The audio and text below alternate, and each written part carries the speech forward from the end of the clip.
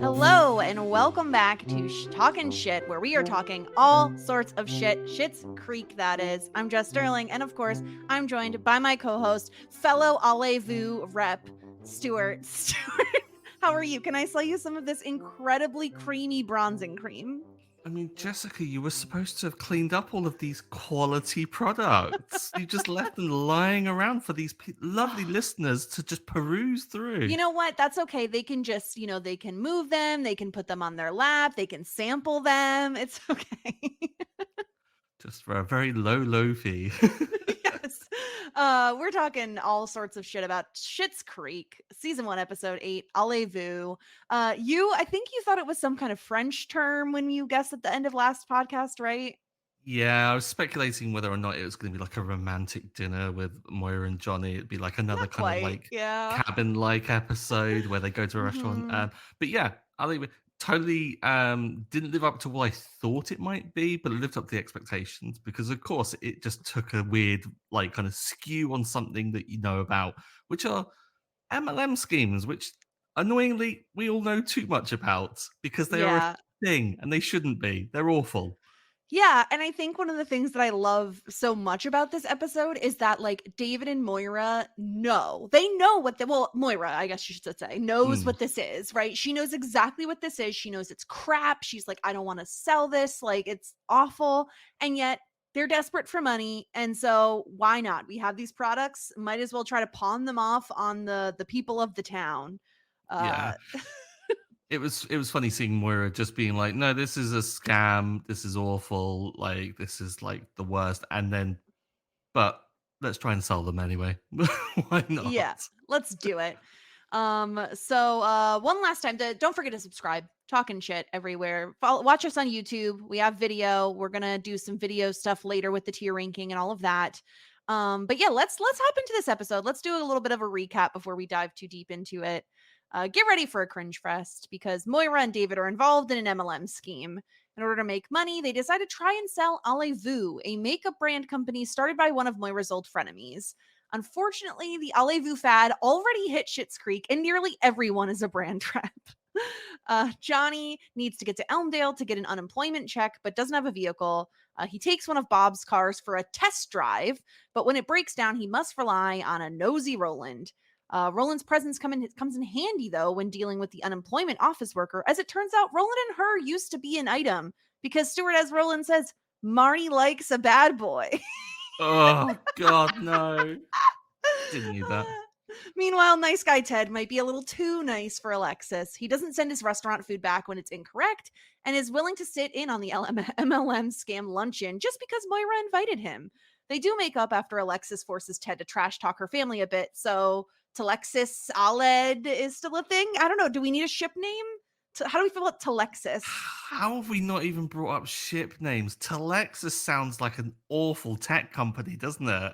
It's It like, "Hi, I'm calling does. from Telexus. I'm here to, like, update your subscription to our firewall," or something, I don't know. Silicon Valley vibes for sure. Yeah, huge. Yeah. Aled, sounds too much like a Welsh man, so maybe Telexus is the one we go I think for. Telexis is the one. So they're still going strong. He learns he shouldn't, while he's allowed to be mean about her entire family, he definitely cannot be mean about her. Mm. So he learns where the line is this episode. Yeah, Alexis was very quick to draw that line, just like, No, no, no. No, No, we don't go there." too far. Yes. Where do you want to start, Stuart? You want to start with Johnny, David and Moira, or Telexis, as we've said? They're called Oh, now. I feel like we have to start with the opening, which is the whole MLM scheme. We touched on it a little bit already, but I think first off, getting the package that just randomly arrives, and immediately when David said like trying to beckon Moira in, I thought that because the way Moira was sat, I was like, is someone just sat there wearing one of her wigs or something, like pretending to be her? But then it just turned out it was her, and I was like, I am manifesting too much to this show of what my kind of expectations of where it's going to go are and things. And then they go through what is the MLM scheme. I thought it was so strange because when she was describing, she was like, "Oh, JSP," and I was like, Jessica Sarah Parker? And then Yeah, I yeah. don't know why my brain went there, and I was like, "I'm such a dumbass," because then when it came out, I was like, "Justin St. Pierre," and I was like, "Of course that's what, like, Moira's friend's name." Like, that makes Mhm. total sense. Yeah, of course she's a Um, 3-name person, has to be. yeah. But seeing the way in which David was all in on the MLM scheme, it's like, this is going to solve our problems. $600,000 a year, 50,000 a month, 7,000 a week somehow. Uh, it's just The going to math take doesn't them out of it. math. Yeah. No. I love, the fascination with the was it champagne Audi that they could get if they sold enough? Yeah, David is all in on this, and one of my favorite like, again, I think Schitt's Creek is so good with even the smallest of bits. I've seen this episode too many times to count at this point, and when they're watching the little helpful video, and she goes, "And get ready for our tips and tricks." She must say tips and tricks 10 times. Not a single tip nor trick is talked about in that Where are video. the tips and tricks? She keeps talking in circles. Like, but this is how David getting MLMs do frustrated it, is right? incredible. Yeah, Oh, yeah. exactly. This is all too real, which is why it's so funny. Everyone has experienced like, "Oh, do you want some lip sense?" It's like, "No, I don't want your $20 garbage lip product when I could go to a drugstore and get one for $5. No, thank you. I'm good." Like everyone Yeah. has experienced this. I feel like especially women tend to get it's the be your own boss mentality, oh, you're a stay-at-home parent. Well, you can be your own boss and make your own hours. Like Mm. it's a little bit it's a little cringy, but I thought they did a really good job in this episode of like making fun of it and like how obviously bad it is and how obviously difficult it is for anybody to succeed. It's like what is it? Jocelyn says her and Roland are still driving that beat up truck. They didn't get the champagne Audi either. Yeah, and I love the way in which it was kind of addressed as David and Moira are late to the game, massively so, because I mean they would be. They are not aware of how pervasive MLM schemes were. They never needed to be concerned with that kind of stuff. And Mhm. MLMs were like a big thing, like maybe like a couple of decades ago and things. But seeing that Jocelyn was, of course, the one to break it to them and let them down gently and be like, "Oh yeah, we had that, and we're still enthusiastic for you, but we're not going to be your customers," kind of thing. I was like, bless her heart. She is the kindest Mm. person in the world and rapidly becoming one of my favorite and most loved characters. But seeing the way in which they were just like all of the town was taken in by it. Of course they were. It's a small town. It's very incestuous, as they even described it. And it's like, why did they not think about this? Why did they think that it was an open buffet of potential money? Because they're optimistic and they want a quick get rich quick scheme. Yeah, because they target gullible people, people that want to be able to make money on their own, make their own hours, right? Like it sounds great. It sounds ideal. Hmm. I love the when we go down the line and each person, I'm a district manager, I'm like a deputy district manager, and then we get to Stevie and she just says, I gave up. True Stevie. I didn't expect anything less. I was surprised that Stevie wasn't already like taking the piss out of it. And then you realize Mhm. why, because Stevie kind of went down that route a little bit. Yeah. Yeah. And one of the best bits is like the fact that Alexis is also there witnessing all of this, like knowing that she's like, this is so stupid. Like, why am I even here? I think it's our first Ew David this episode. I'm not sure if she said it before, but this is like I think the one of the most notable Ew Davids from Alexis during the Allez-Vous scene. Incredibly cathartic. I believe she's still, like, eating something or, like, something like, she seems to be, like, just outraged. There's, like, proper it comes from the gut almost. Mhm. You can see why it's such a great catchphrase. Yeah. Ew, David. It's so perfect. And we get David David testing the products also cracks me up because he's testing it as he's watching the tips and tricks video, and the way that Dan Levy applies this like bronzing cream cracks me up. Like he's going all in. It's like he has a skincare routine, and when he's done, oh my god, Stuart, it looks so bad. Like it's one of Mm. those ones that it feels like it like I don't know if it I what is it oxidizes over time, but it looks like it gets darker and darker throughout the episode. And by the end, it's like, girl, you're orange. You're orange. What are you doing? Stop True it. Coco Montrese kind of orange realness from Drag Race. But, like, it's probably affected by the fluorescent lighting of the motel, maybe. Or Mhm. it's just no, why are we kidding ourselves? It's cheap product that's like Yeah. fast acting and is gonna probably bake right under the skin and get really in there. I would be surprised if this isn't something that maybe lingers for a long time for David and that it takes a Yeah. good few washes to get away because that shit looks rough. It's also kind of concerning knowing that Moira, like previously was a really, a soap actress, right? She's like a notable actress. Her and David's acting in these scenes with the Allez-Vous where they're trying to sell it is so horrible. David, you were supposed to clean up all the products. We have nowhere for our guests to sit. It's like, Performance of a lifetime, I thought. It was just the two of them together. I don't know whether it was Moira feeding off of David's like bad acting because David was notably worse than Moira, but Moira was just like setting them up, almost like reading a lines to a child rehearsing for like a school play kind of thing. yeah.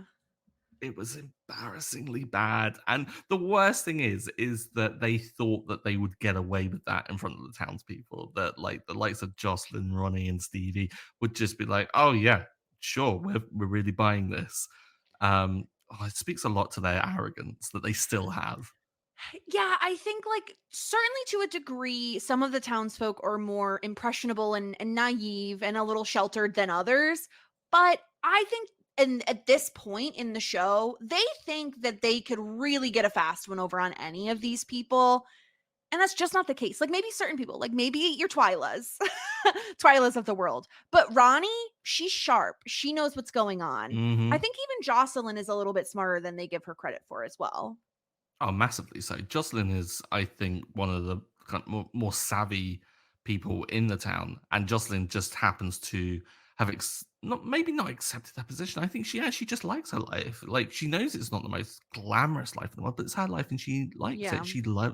She is happy with Roland, it seems, and she seems to love being a teacher and like having all these stories about kids pitching tents when they're next to her and Awful. stuff like So awful. Why is that something you like, maybe you could be slightly flattered by it, but, like, I would be so uncomfortable, not happy about it, you know? yeah. Um, I yeah, mean, yeah. by virtue of the fact that she's with Roland, I think that she's got quite a twisted sense of humor and like finds perhaps the more Mhm. cringy things in life quite amusing. Yeah. I mean, she is with But Roland after all, right? yeah.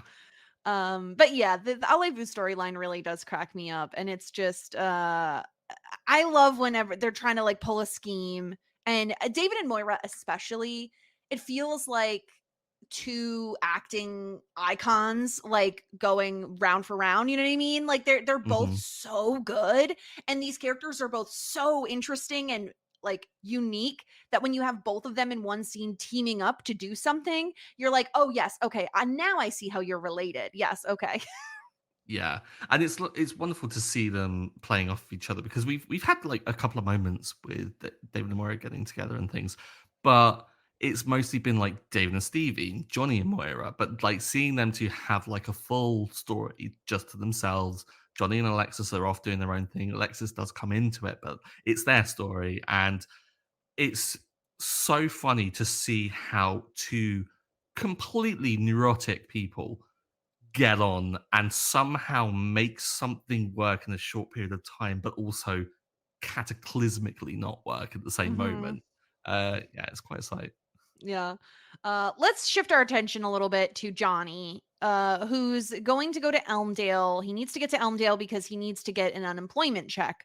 Now, the tricky business is, Stuart, that obviously this is a podcast and we're not, unemployment experts. But the tricky business for me is that because this is a Canadian show, I also am not exactly sure how unemployment works in Canada.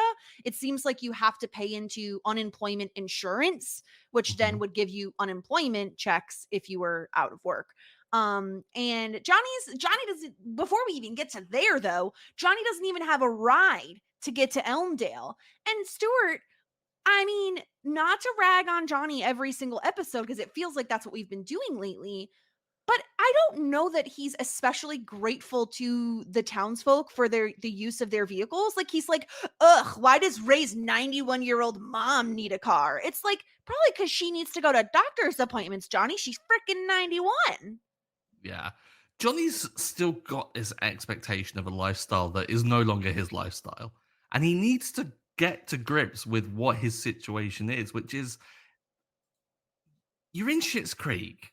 You're Yeah. living in a motel. Like, you don't have a car and you need to get to places and you've got to rely on people. Maybe be a bit nicer to these people. They're giving you like lifts, they're giving you kind of loans of their cars and stuff. And yet you have the audacity to like first off whinge about the 91-year-old mother needing the use Mhm. of the vehicle, but then also to go to Roland and then, yeah, okay, Roland's not the most affable person in the world, but you're asking him for a favor. So maybe when he's being a bit of a like a jackass with the whole lawnmower and not like turning it off and stuff, maybe just, bite your tongue a little bit. Yeah, I think Johnny just needs a little bit more patience when dealing with someone like Roland. Like, yes, is he being ridiculous? Oh, make sure you back the truck in and add in windshield wiper fluid because I feel like we're going through it quicker. Like, all you need to do is just nod and move Hmm. on. You don't need to be like, oh, never mind, I'll go get a different car. Like, Johnny, just have a little bit of patience with Roland. You are asking for his truck, and he seemingly has loaned it to you anytime you want it. And then on top of that, Stuart, he's trying to get one over on Bob. Bob, who has Bob's garage, he has this car out for sale, and Johnny doesn't want to buy it. He wants to Hmm. test drive it. But Bob specifically says, "Don't take this car on the highway." Exactly. And Bob doesn't seem like the kind of person that would actually say no if Johnny was to say, look, I'm in a bind here. I really need to go to an appointment. Can I borrow one maybe? But of Yeah, course, the comedy sets it up as like Johnny is yeah. going to try and like get her over and stuff like that. But what a dumbass! Like, at least maybe say, oh, maybe I'm not interested in this one anymore. Maybe I'll go for another one instead. But when Hmm. he tells you, I don't need to take it on the highway, maybe look out for the alarm bells. Yeah, But also, exactly. There's a reason that you're not supposed to take it on the highway. Like we've all yeah. had these cars, right? Like that car did not look to be in the best shape. I had a car that my very first car, when I got up over 55 miles an hour, it would start shaking. So like just like a little bit, and I didn't even notice it until I got a new car, and I was like, wait, this car doesn't shake. They all don't Anyway. do this? I mean, I was like 16, what are you gonna do? I don't know anything. Crikey. But yeah, so everybody's had these types of cars where it's like, oh, you gotta, my first car, it had roll down windows because I'm that old, Mhm. and it was on backwards on the driver's side. So like every car has its weird little quirks. And Johnny, you just need to trust Bob. He's a Yeah. mechanic, he owns Bob's garage. Yeah, exactly. I mean, the name's literally on a big sign outside, like, give the Hmm. man a bit of authority in this space. Although saying that, could you give the man the authority with that little run over that he gave? I saw why you were, like, in love with Bob immediately. I was like, "Oh, look at his little dad run." This is it. Okay. I'm so happy you said something because that was going to be my next question. This is the thing about Bob. Okay. Anytime he's in a scene and he's like going more than 10 feet from A to B, he's doing a Bob jog. And the Bob jog is so adorable because it's not getting him there any faster. So he's Mhm. just doing it for show. And he always does like a clap when he arrives at his destination. I love Bob, and maybe he's not the most beloved according to everyone in the world except me, but the Bob jog does it for me. I love it so much. He's got all the authority of a speaker, going out before, like, an assembly hall of, like, high Yes, schoolers and being like, getting the crowd "Right, pumped. kids." Yeah, exactly. The clap makes everything just be like, "Right, we're going." Mhm. I love Bob. And yeah, so Johnny takes Bob's car and it breaks down on the highway because of course it does. And of course Shock. who's he calling but Roland. And Roland is very nosy. He wants to know Mhm. exactly where Johnny's going. Johnny just keeps saying it's a financial matter. And eventually Roland is so annoying that Johnny just screams out he's going to the unemployment office. And here I am thinking, Stuart, the first time I saw this episode, I'm thinking, oh, he just has to go pick up the unemployment check. Like he's Mhm. already done all the paperwork and all of that. No, he shows up just expecting them to write out a check to him. What world is he living in? Like, I know Canada is a nice place, but like, no place is that nice. Well, no, no. You've got to go through the hoops, right? You've got to, like, you surely know that there's going to be some level of bureaucracy when it comes to getting money. Like Hmm. that's even for something when you're owed money, you still have to jump through hoops to like get people to pay you it with invoices and all sorts of things like that. So I don't know why Johnny has this expectation that he's just going to turn up and be like, "Money, please," and then hand it over. Like they're going to give him Ugh. a burlap sack with dollars not like written on it. It's It like he doesn't work thinks like that. that. Yeah, and the worst part is that when he doesn't get what he wants from Marnie, he's like, "Oh, I want to speak to your supervisor." Johnny, Mhm. you're being a real Karen right now, bud. Like this isn't how we act. And she says, "Well, I am the supervisor." And then he's in a whole lot of shit. Like it's just until The another shit pivot. has to come bail him out Mhm. when Roland comes in. And apparently him and Marnie had a little bit of a thing in high school, Stuart. I was really worried about this at first because I was thinking timeline-wise, when does this fit in? Because we know that Jocelyn and Ronan have been together since they were high school sweethearts, Yeah. and I was like, "Oh, no, is he doing the dirty? Is this gonna be the downfall of Ronan? Because 'Cause I'm expecting it to be even worse than it is." Yeah. But no, it was another high school fling, which makes me think that Ronan was, like, an absolute badass in high school, just slinging dick left Yeah. and right. I think the thing is, I think it's one of those situations where he's a Schitt's Creek 7, but like an Anywhere Else 3. You know what I mean? Like the Yes. selection is there's just such a small selection in Schitt's Creek, and on top of that, he has the notoriety of like he's the mayor, and I think his dad was the mayor, right, when he was a kid, Yeah. so he had a little bit of that kind of bumping him up a bit. But yeah, it's hard to believe that someone with like a pillow for a stomach and a mullet for a hairstyle is like really coming in with the BDE in high school. Are you saying the short shorts and the open, like, boots are not really doing it for you with his tiny little stick thin legs either? Really That are not doing it pailers as for well? me. Yeah, really not doing it for me. But Roland, I mean, let's face it, he does help. He lies to Marnie, which yeah, there has to be some sort of fraud happening here.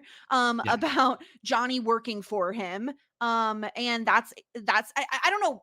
This doesn't make any sense. Again, in my American brain, there's 0% chance this A works and B gives him money that day. Like there's just so many logistics and hoops and bureaucratic nonsense to deal with in America, Mhm. at least.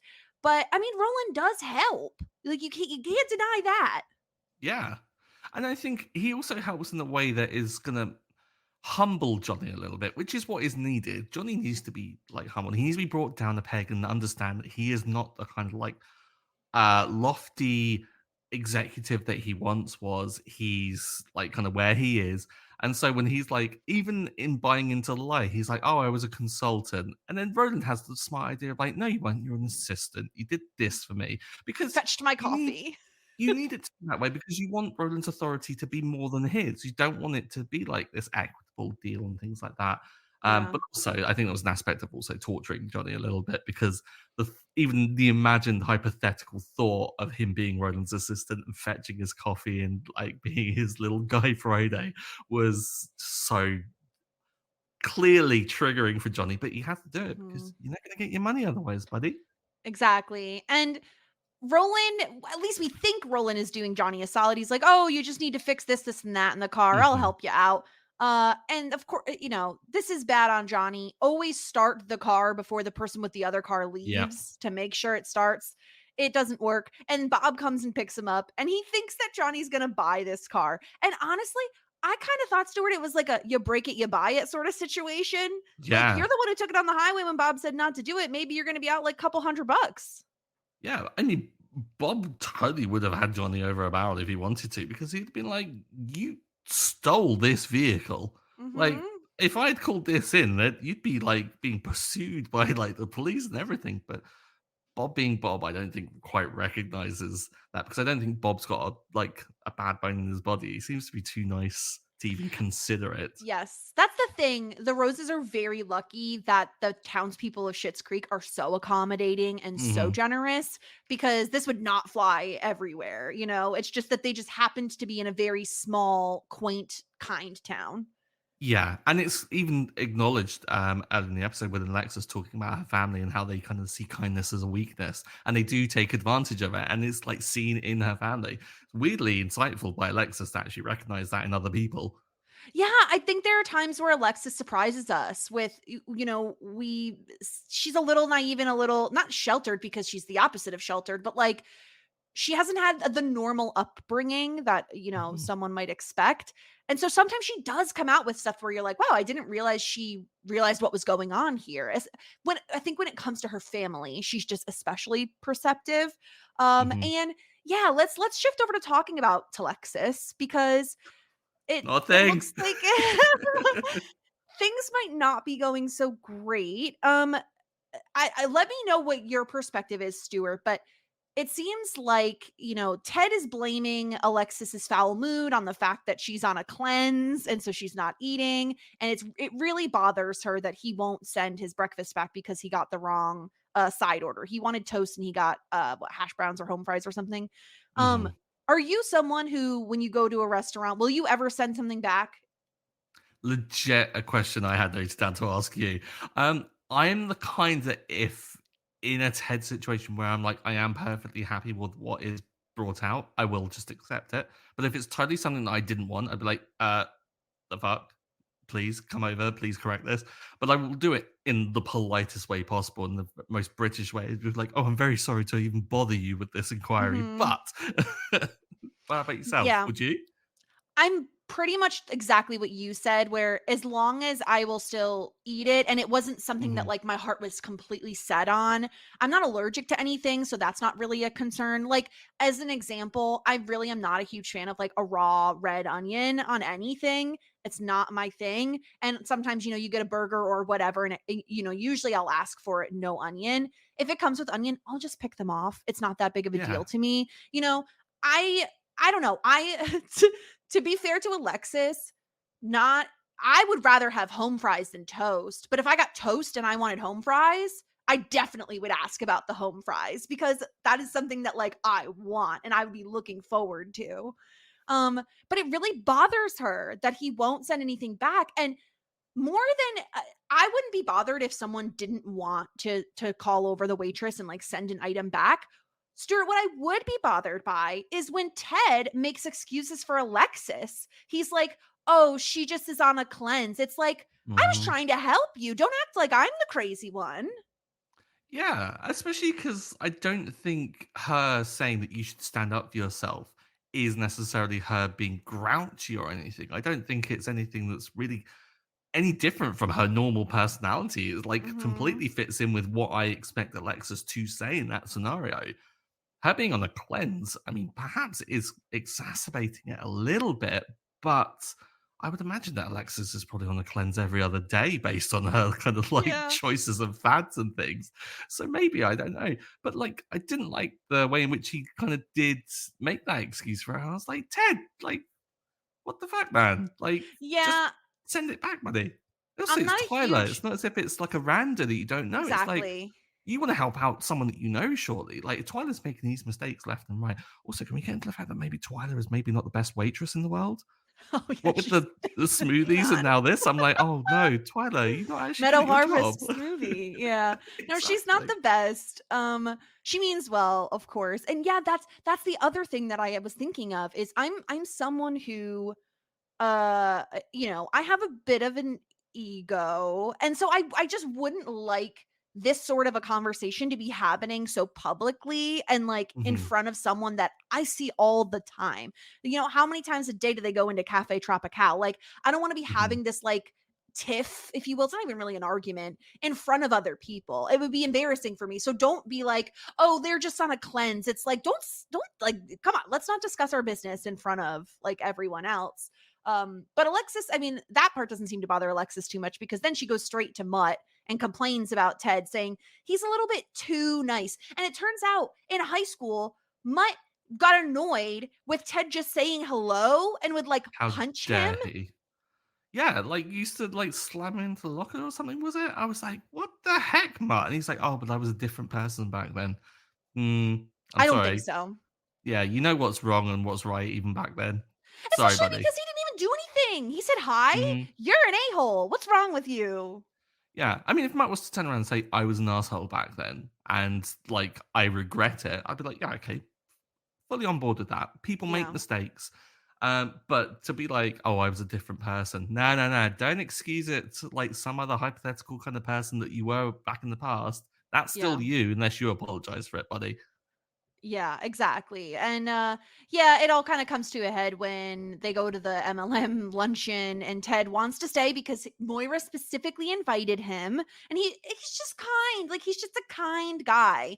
And it's Mhm. really getting under Alexis's skin cuz she just wants out of there and she wants someone who's a little bit rougher around the edges and Ted just isn't that guy. And Yeah.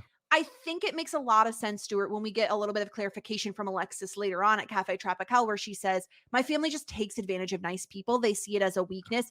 And that's why I mean, I think it can be twofold. Like I think she thinks he's a little bit too nice and so they kind of clash in that way cuz she's not always that nice and I'm sure there's a little bit of like possible guilt she feels when he's so nice and she isn't.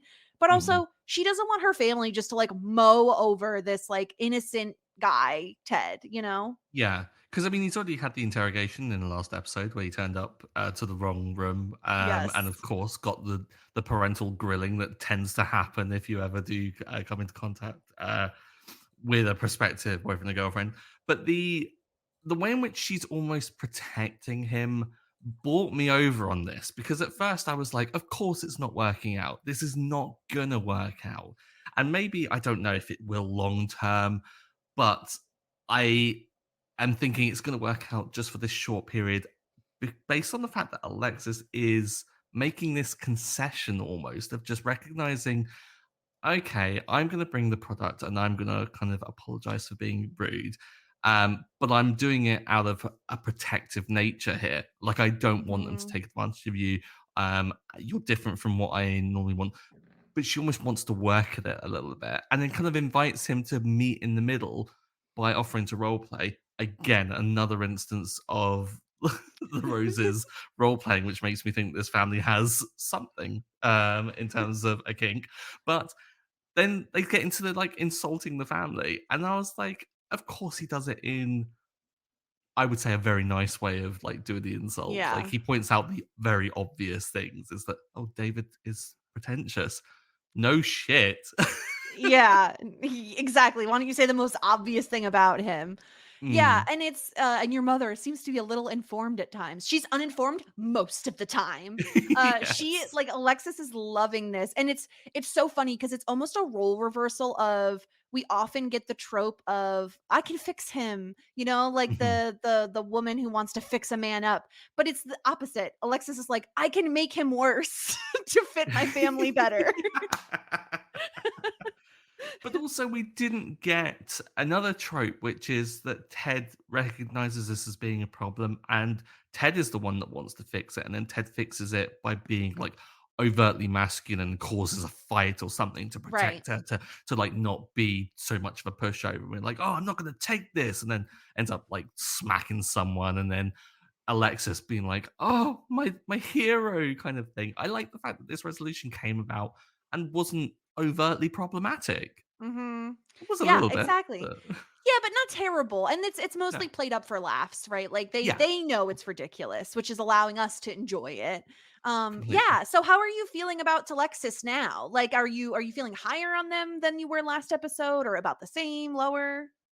A little holler was at the beginning of the episode, certainly. I was thinking, okay, already this is going to shit, but I can't see this working long term. I don't see it. Not unless there's a I don't know, cataclysmic change in Alexis's outlook on life. I can see this being a short term thing, not a long term thing. Mhm. All right, let's get into some feedback because Stuart, we had a bit of controversy that was caused by our last podcast. I'm so sorry. I don't know what millionaire shortbread is. I do now. This is not an American thing. But I love that Aaron called you out for your idea of a savory smoothie because it just does not make any sense to me still. Why, when you could have your lunch, why not make it liquid? Like, it surely Oh saves my time. god. I'm doubling down. I don't care. Sorry, So Erin. nasty. This is ridiculous in a segue, but or not a segue, a tangent. There's the show Below Deck. I don't know if you've ever heard of it. It's like reality TV. Mhm. There's a yacht and everything. So there's this Below Deck person who, or it's like a guest who comes on to this fancy yacht. They pay a lot of money to take a yacht. She had just had some sort of dental mouth surgery. She couldn't eat like food, like solid foods. So she requested, "I wanna eat the same thing everyone else is eating, but can you just blend it?" And she ate all of her meals through a straw on a yacht. Yeah, okay. You've won me over because when I'm thinking of like a savory smoothie, I'm thinking something that's like made specifically to be a savory smoothie, not just a full meal just blitzed up. Like that sounds Mhm. horrific. Yeah. And because you can't just liquidize things, you know what I mean? Like, you have to add No. something in. Like, you can't just put a steak in a blender and suddenly it's liquid steak. Oh That's not how God, that that's works. horrid. It happened. It happened, Stuart. So yeah, I'm glad that I was not alone in thinking that was absolutely disgusting. Mhm. But two different people made Nanaimo bars as a result of this, Stuart. We had yeah, so we had Trish trying it out because I looked it up. So Trish, based in the UK, like myself, that Nanaimo bars just aren't available. I went hunting for them on Google and found a supplier in London that was going to sell them for £18 for 6 bars of them, and I was like, That's I even wild. conferred with Melissa as to whether or not that is like as an exchange rate is like workable. And she was like, Mhm. absolutely not. And I was like, okay, maybe I'll have to make them myself. But Trish went up to me and made them already, and they looked fantastic. Yeah, they really look good. I'm gonna need to either like find a way to get one or make them myself because they look really delicious. I'm not gonna Yeah. lie. And then we had Yeah. an exchange of foodstuffs with Ashley making millionaire shortbread, which was, I thought, incredible. Look at us bringing the world together through I little bar snacks. From across the world. Hmm. Everyone's just coming together to make delicious So snacks. wholesome. Let's get into some of our ratings here. Stuart, who do you think was simply the best this episode? Okay. When we first started this, I was set an expectation for a certain character, and I thought, Mhm. okay, we even I think mentioned it on the show that they would likely be a disgruntled pelican for the majority of this series. So I'm going to Mhm. give him his flowers when he deserves them. Roland Schitt gets my MVP this week because not only does he like helped Johnny out a few times. He like I mean, not even not even that. He helps Johnny out more than a few times. He basically saves Johnny's ass multiple times in this episode and humbles him in the process. Roden gets it for me this week. Yeah, I totally agree with you. When I was trying to think of who is the best character this episode, like obviously a part of me wants to give it to Moira or David because of Mhm. how funny and ridiculous those Allez-Vous scenes Yeah. are. But you can't deny the fact that Roland comes to Johnny's aid multiple times, and that's after Johnny treats him like crap. So it's really impressive that Roland is willing to go as far as he is to help out Mhm. Johnny, and really not ask much in return. Again, Johnny, buy the guy some windshield wiper fluid. It costs like $3. Okay, this Mhm. guy just drove like 20 miles, more than that round trip to help you out. So maybe just cut the guy a break and get him some blue liquid. Yeah, I mean, I think that earns you a Kleenex caddy. Like, Exactly. Kleenex caddy. Just put a tissue box in your car. I don't understand why you need a Kleenex caddy. because he's earned Oh my it. god, it's ridiculous. Especially, I always it cracks me up when I mean, his truck is not in the best shape. Even Jocelyn No. admitted they wanted the champagne Audi. Um, it cracks me up when people buy like fancy things for like what is obviously like a beat down truck. Like it's a rust bucket, and you're like, but I need the fanciest of accessories for it. Absolutely gilding the turd. I think okay, Roland strikes me as a guy who not he would have one of those fuzzy things on his steering wheel and Oh, some no. like really gaudy, ugly, like fuzzy dice hanging from his rearview mirror. Is this a phenomenon that only happens in the UK? Do you have so it tends to be a bit of a phenomenon with young girls who get their first car over here, where they have little stickers that go over the front lights of their car that look like eyelashes. Okay, I've seen those, but I don't feel like they're that popular over here, but I know what you're talking about. I've only really seen them on VW Beetles because they look like bugs. So like I've Yeah. seen that. They tend to be quite a common thing over here with the Fiat 500, which is like the go-to entry-level car for Oh, many that's kind of like young funny. teenagers.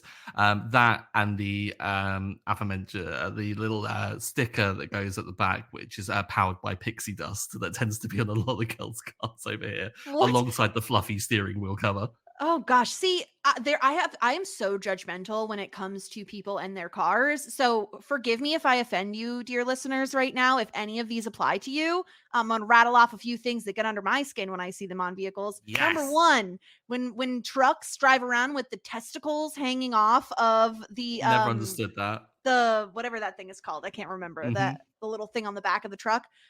Number two, baby on board sign. Why? Am I less likely to crash into your car now that I know you have a baby in it? I'm gonna try not to crash into it anyway. Don't care that you have a baby in your car.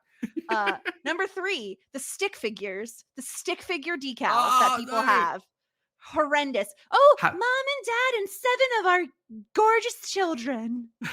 Have you seen the really depressing stick figure families where the father has been just ripped off? It's so Yes. sad. Yes, yes. It's absolutely ridiculous. So those like really just get under my skin. There's just like Mhm. so many things where it's like people are trying actively to be cliches. And like those are, the other one is like, oh my honor student is a Hogwarts something or like, you know what I mean? Like some of those really cheesy, silly ones. Yeah. But yeah, I picture Roland as someone who probably has a fuzzy steering wheel cover because he thinks it's like fancy or something. Seems the kind, or would probably just amalgamate all of the tropes together and just have a pair of fuzzy bollocks hanging from his mirror. Yes. Oh, like cheetah print seat covers. Like I Yeah. could just picture all of those things. I love how we just trashed Roland to bits and he just won simply the After best. being the It's MVP, fine. yeah. It's fine. Um, what about the disgruntled pelican, Stuart? I feel like it may be a little obvious and a little bit easy to pair up these two, but who do you got? Yeah, it's got to be Johnny. I can't give it to anyone else. I mean, maybe David for buying into the MLM way too easily and being a bit naive in that, but nothing pales into comparison to Johnny's arrogance and just buffoonery in this episode. It's really unfortunate. I totally agree with you. I'm also giving my disgruntled pelican point to Johnny. It's unfortunate Hmm. because again, we loved Eugene Levy. He's incredible. I didn't remember Johnny getting off to such a rough start. I think a lot of it is just because he is very privileged. And so Hmm. when we're watching this and he just expects that he's going to get money, expects that he's going to get unemployment, he never paid into the program. He's like he owned his own business, right? So he didn't really get unemployed. He sold his business, which netted him a nice chunk of cash, I'm sure, which then promptly got taken away. Um, it just doesn't sit well with most people, I think. And I mean, Johnny becomes very lovely. Like he's so lovely, and he Hmm. cares. He cares about his kids, and he cares about his family and his wife, and he does care. It's just when you see someone who is just so out of touch with reality, it's really tricky, especially when no one else in the episode did anything that egregious. Hmm. Like maybe Alexis is mad at Ted for like being nice, but she didn't do anything that bad this episode. Yeah, it's difficult because when someone does something wrong and everyone else is actually doing all right, then they stand out like a mile. And I don't think that it's actually reflective of Johnny being an awful character, like you said. I think that there are absolutely redeeming qualities to Johnny, and I think that this is all part of good storytelling in making it that Johnny is gonna start out low and build his way back up. At least that's my hope. Yeah, exactly. We have time for him to grow as a character, which is nice. Yeah. Unfortunately, we don't have any Moira wigs this episode. I would have loved to see her don some kind of special wig just for Allez-Vous cosmetics, but nothing this Oh, episode. completely. Or even just going full Karen with it, like indulging the MLM kind of vibes. Yes. It would have been so good. Yeah, bleach blonde, I think would have been perfect for Hmm. it. But that's gonna bring us to our tier ranking here. So we have Allez-Vous. Where do we think this slots in? Do you have any gut reactions on which tier you'd like to place it in? I didn't think this was as strong an episode as we've had. I think this is a perfect, and we've been doing this for like the last few. I think perfect middle of the pack kind of episode. What about you? Mhm. I tend to agree. I love the Moira and David stuff, but I'm not as big of a fan on the other two storylines, the Hmm. Telexis and Johnny stuff. Like that, those don't really do it for me. So I'd aim for either like at the top of the EU David tier or the bottom of the Love That Journey for me tier. And I would be like, do you think so? We currently have Turkey Shoot at the very bottom of the Love That Journey for me tier, the average tier, if you will. Do you think it's better or worse than that episode from last week? Oh, um, I did think Turkey Shoot had much more like proper laughs. Like this one didn't really have any huge like belly laughs from me. So I think Mhm. maybe lower than Turkey Shoot, but I still think it maybe is a step up from the pilot. But I wouldn't actually be sad to see it go down into the U David. Yeah, that's kind of where I'm leaning is in the EO David category at the very top. Just because Hmm. again, like the Moira and David stuff is so funny, but the rest of the episode is funny, but not in the way, not the laugh out loud sort of way that we've seen in other episodes. Yeah, All more than right, happy well, to go there. we finally have, and you know what? It's the EO David category. So it kind of deserves to be in that category, you Yeah, it know? makes total sense for the quote. Yeah. Yeah. Yeah. So we now have still the only episode in full bouquet is The Cabin. Love That Journey for Me has 5 episodes, and you, David, has Allez-Vous this episode and the pilot. So we have a nice little spread going on here. Mhm. And next week, Stuart, would you like to know what next week's episode is titled? Absolutely. Carl's Funeral. Who the Carl? Uh, oh no, that's Eli. I was thinking it could be the business manager, and I was like, oh, maybe like that's where all the money's gone. We find out some stuff like that. Who's Carl? Do we know Carl? We'll have to find out. I don't know. Do Oh you know a Carl? no! Well, I don't think that I'm going to get to know them based on Mm. the sounds of that. Exactly.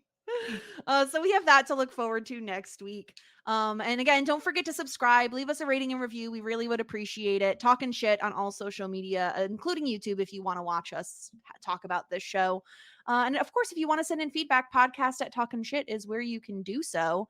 In the meantime, you can hear me over on Shit 90 Shows Taught Me. We are in the heart of season 2 of both Felicity and Buffy the Vampire Slayer. We're having a lot of fun. We just met someone I think is probably like one of the most notorious villains in Spike, I have to assume. I know people are hyped about him showing up on the show. So come listen to Sarah and I's reactions when we know absolutely nothing. And Felicity. So yeah, go check both of those out at Shit 90s Pod. Stuart, anything else you want to plug? Anything else you got going on? Nothing really. It's just the socials as Stuart drinks tea. And yeah, loving everyone's conversations all about the episodes and also our awful takes on particular foods and things like that. So yeah, please keep that all coming in. Incredible. All right. Well, thank you everyone for listening. And yeah, just don't forget to go. You could take that bronzer. You can sample it if you want to, but you will have to pay money. Okay? All right. Thanks everyone. Bye. Bye.